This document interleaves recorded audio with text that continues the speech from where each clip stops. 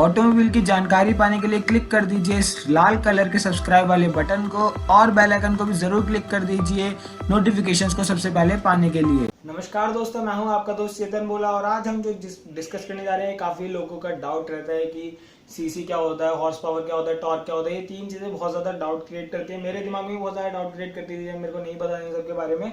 तो मैंने सोचा इसके ऊपर वीडियो बनानी बहुत ज्यादा जरूरी है। इसमें हम बात करेंगे सीसी के बारे में, हॉर्स पावर के बारे में, टॉर्क के बारे में, ये सब चीजें क्या होती है, कैसे इनको बहुत ही आसान भाषा में समझाने की कोशिश करूंगा जिससे कि आप लोगों तक की बात आराम से पहुंच सके।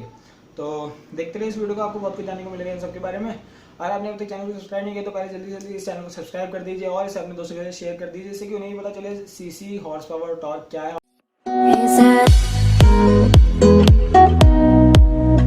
सबसे पहले बात करते हैं क्यूबिक कैपेसिटी, इसी को बोलते हैं सीसी, क्यूबिक कैपेसिटी।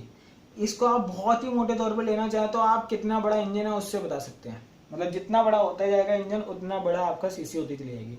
एक 35 सीसी का इंजन बहुत छोटा होता है, उससे भी छोटे सीसी के इंजन आते हैं, ठीक है। और एक बहुत बड़े बड़े सीसी के इंजन आते हैं, जैसे कि अगर आप ट्रक के इंजन देखें तो बहुत बड़े होते हैं। हैवी गाड़ी के इंजन देखें तो भाई मतलब 2-2 हजार लीटर तक के होते हैं। तो 2 लीटर बोल सकते हैं, 2000 सीसी बोल सकते हैं, इस तरह से इसका रहता है। तो अभी मैं बताता हूँ सीसी होता क्या है। बेसिकली अगर आप एक इंजन में एक पिस्टन रहता है, आपको इतना पता होगा, एक इंजन में पिस्टन रहता है, कनेक्टिंग रॉड रहती है। तो इंजन की जो पिस्टन है वो ऊपर नीचे मूव करता है। जैसे यहाँ पे देख सकते हो, मान लो यहाँ पे पिस्टन टॉप मोस्ट पोजीशन पे और यहाँ पे लोअर मोस्ट पोजीशन पे है। तो ये देख सकते हो आप, एक ये जब टॉप मोस्ट पोजीशन पे जा रहा है, उसके जब टॉप मोस्ट से नीचे आ रहा है, तो ये कुछ एक लेंथ इसने कवर करी होगी, कोई एक लंबाई इसने कवर करी होगी और इसका कुछ एरिया होगा। तो जब ये एरिया ऊपर जा रहा है, ऊपर से नीचे की तरफ आ रहा है, तो इसने कुछ एक वॉल्यूम क्रिएट करी है। वॉल्यूम मतलब आप समझ रहे हो, कुछ इसने पूरा का पूरी चीज इसने कवर करी है, पूरा वॉल्यूम कवर करी है। एक एरिया और एक लेंथ को मल्टीप्लाई करोगे तो आप इसकी वॉल्यूम निकाल सकते हो। एक सिलेंड्रिकल बन रहा है, क्योंकि आप देख सकते हैं ये ऊपर से नीचे आया तो एक सिलेंडर बन गया। तो एक जब ये सिलेंडर बन रहा है तो ये सिलेंडर का एरिया होता है πr²h। तो अगर आप इसको निकालना चाहो तो यहाँ पे आपको पता होगा कि एक पिस्टन का एक बोर कितना होता है। आप कभी भी इंजन की स्पेसिफिकेशन देखेंगे तो उसके अंदर आपको बोर डाया मिलेगा। बोर डाया मतलब जो सिलेंडर का जो बोर है, जैसे आपका इतना सिलेंडर होगा पिस्टन के ऊपर, आपने देखा होगा जिसके अंदर पिस्टन ऐसे ऐसे जाके मूव कर रहा होगा। तो ये जो बोर है, इस बोर का डाया आपको दिया होता है इंजन स्पेसिफिकेशन के अंदर। और उसके बाद अगर आप उसकी लेंथ देखें तो स्ट्रोक लेंथ भी दी होती है। आपको कभी भी इंजन स्पेसिफिकेशन में देखोगे तो आपको स्ट्रोक लेंथ भी मिलेगी। जब आप इस स्ट्रोक लेंथ को और इस बोर डाया को एक फॉर्मूले के अंदर डालेंगे, π/4 d² h। जो d है वो आपका होगा इसका जो डायमीटर है, जो h होगा वो होगी इसकी हाइट। तो अगर आप देखेंगे इसका π/4 d² h, इससे आप इसकी एक सिलेंडर की वॉल्यूम निकाल सकते हैं। अगर आप मान लो कि आपका जो इंजन है वो 4 सिलेंडर का है, तो आप इसको 4 से मल्टीप्लाई कर दो तो आपको पूरे इंजन का मिल जाएगा कितना वॉल्यूम कवर कर रहे हैं आपके पिस्टन। तो जितना आपका वॉल्यूम पिस्टन कवर कर रहे हैं, अगर आपको उसको, क्योंकि वॉल्यूम जो होती है वो हमेशा मीटर क्यूब या सेंटीमीटर क्यूब या इन सब के क्यूब में रहती है। तो अब यहाँ पे हमने जो स्टैंडर्ड लिया है सेंटीमीटर क्यूब। तो हम सेंटीमीटर क्यूब को भी सीसी बोल सकते हो, क्यूबिक कैपेसिटी को भी सीसी बोल सकते हो। तो सेंटीमीटर क्यूब जो है, अगर आप पूरे इंजन का जो वॉल्यूम निकाल रहे हो, अगर उसको सेंटीमीटर क्यूब के अंदर कन्वर्ट कर देते हो तो आपको उसकी सीसी मिल जाएगी। अगर आप इसको 1000 से डिवाइड कर दोगे तो आपको लीटर में मिल जाएगा कि कितने लीटर की वॉल्यूम है। तो ये बहुत ही सिंपल चीज है, सीसी। जितना बड़ा इंजन उतनी ज्यादा सीसी, ठीक है। जितने बड़े बड़े उसके बोर रहेंगे, जितने बड़े बड़े पिस्टन उसके अंदर लगे रहेंगे, उतनी ज्यादा उसकी सीसी होगी। जितने ज्यादा सिलेंडर्स होंगे उतनी ज्यादा उसकी सीसी होगी। जो सीसी है वो आप क्यूबिक सेंटीमीटर में ले सकते हो, ठीक है। और आप चाहो तो इसे लीटर में ले सकते हो। तो लीटर होगा वो क्यूबिक सेंटीमीटर को डिवाइड बाय 1000 कर दोगे तो आपका लीटर से निकल आएगा। इतना सिंपल फंडा है इस सीसी के बारे में। अब आगे बात करते हैं हॉर्स पावर के बारे में। आप देख सकते हैं हॉर्स पावर, ये सच्ची में वो है जो मैं पहले सोचा करता था कि एक इंजन, मतलब कि एक इंजन इतनी ज्यादा ताकत प्रोड्यूस कर रहा है कि जितनी एक घोड़ा करता होगा। अब एक घोड़े की ताकत कैसे निकालूं, क्योंकि कोई घोड़ा बड़ा भी हो सकता है, कोई घोड़ा छोटा भी हो सकता है। तो यही चीज है कि एक इंजन जैसे बड़ा होगा उसकी हॉर्स पावर बड़ी होगी, ठीक है। जैसे एक घोड़ा बड़ा होगा तो उसके अंदर पावर ज्यादा होगी। जैसे जैसे इंजन की सीसी बढ़ेगी उतनी ज्यादा उसकी पावर बढ़ेगी। लेकिन इसका कोई पक्का रेशियो नहीं है, क्योंकि जरूरी नहीं है कि एक तगड़ा घोड़ा बहुत ही ज्यादा पावर हो, ऐसा जरूरी नहीं है। और एक बहुत छोटा सा घोड़ा उसमें बहुत ही कम पावर है, ऐसा भी जरूरी नहीं है। तो इसका एक डेफिनेट रेशियो नहीं है इसमें। लेकिन हाँ, जितना बड़ा सीसी होता है उतना ज्यादा उसकी हॉर्स पावर बढ़ती है। जैसे कि एक छोटे घोड़े के अंदर कम पावर होगी, एक बड़े घोड़े के अंदर ज्यादा पावर होगी। इतना सिंपल सा फंडा है। लेकिन अगर हॉर्स पावर को मैं मैथमेटिकली एक्सप्लेन करना चाहूँ तो यहाँ पे आप देख सकते हैं, पावर का मतलब ये होता है कि कोई भी वर्क हो रहा हो एक टाइम के अंदर। तो अब एक वर्क एक टाइम, जब यहाँ पे टाइम कंस्ट्रेंट आ गया तो इसका मतलब कि जो घोड़ा एक मान लीजिए मैंने एक घोड़े को स्टैंडर्ड ले लिया कि एक कोई घोड़ा हुआ करता था किसी जमाने में, जो एक घोड़ा था जिसको जिन्होंने ये सीसी हॉर्स पावर बनाया, इन्होंने एक सोचा कि ये वाला घोड़ा है। अब ये जो घोड़ा अगर ये 33,000 पाउंड को 1 मिनट में 1 फुट तक खींच लेता है तो मैं इसको 1 हॉर्स पावर बोल दूंगा। तो जो वो घोड़ा था उनके पास, उन्होंने देखा कि ये घोड़ा जो है ये मेरा जो ऐसे उसने बाहर लटकाया, उन्होंने जो इसको डिसाइड कर रहे थे उन्होंने ऐसे बाहर लटका दिया घोड़े के पीछे।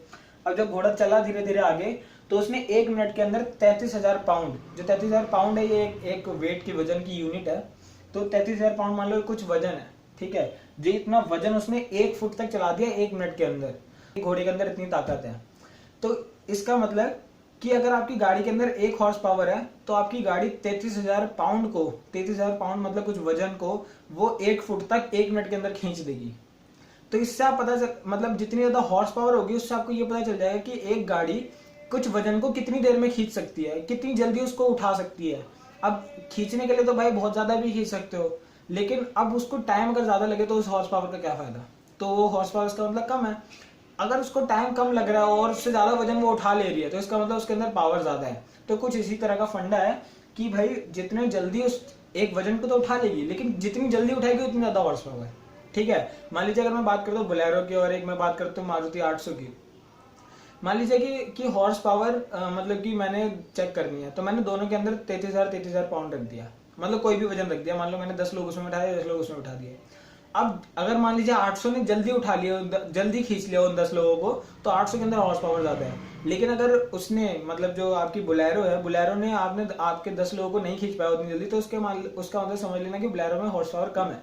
तो कुछ इस तरह का फंडा रहता है हॉर्स पावर का। अगर हम बात करें टॉर्क की, टॉर्क का जो मैथमेटिकल फॉर्मूला है कि जो फोर्स है इनटू परपेंडिकुलर डिस्टेंस। मान लीजिए अगर मैंने यहाँ पे कुछ वजन लटका दिया, ठीक है, और इसके यहाँ से एक परपेंडिकुलर डिस्टेंस मैंने नाप लिया इसका। मान लीजिए यहाँ पे दे रखा है 1 फुट का रेडियस है इसका, तो मैंने यहाँ से नाप लिया। अगर इस मोटर में इतनी ताकत है कि वो इसको इसी जगह पे रोक के रखे या फिर उसको घुमा दे, उसको उठा दे, तो इसका मतलब इसके अंदर इतना ज्यादा टॉर्क है। ठीक है, एक पाउंड फुट का टॉर्क है। अगर मैं यहाँ पे बात करूँ तो अगर यहाँ पे 1 मीटर का डिस्टेंस रहता और 1 किलो का फोर्स रहता तो 1 न्यूटन का टॉर्क इसके अंदर रहता। ठीक है, तो कुछ इस तरह का फंडा होता है मैथमेटिकली टॉर्क क्या होती है।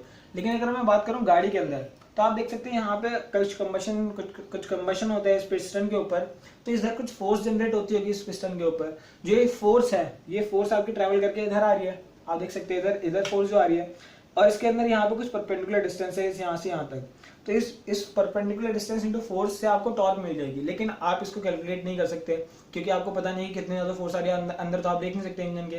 तो हम बेसिकली क्या करते हैं, एक पाइप जो बाहर आ रही होती है इंजन से शाफ्ट, उसको मैं उसके ऊपर वजन लगा के देखता हूँ।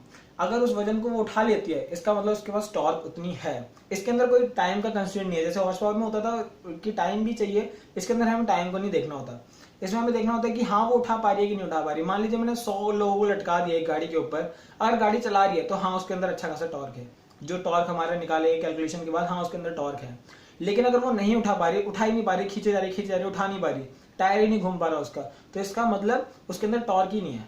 ठीक है, तो टॉर्क का मतलब सिर्फ और सिर्फ वजन से कि वो उठा पा रही है कि नहीं उठा पा रही। हॉर्स पावर का जो मतलब है वो है कि उठा पा रही है और कितनी देर में उठा पा रही है।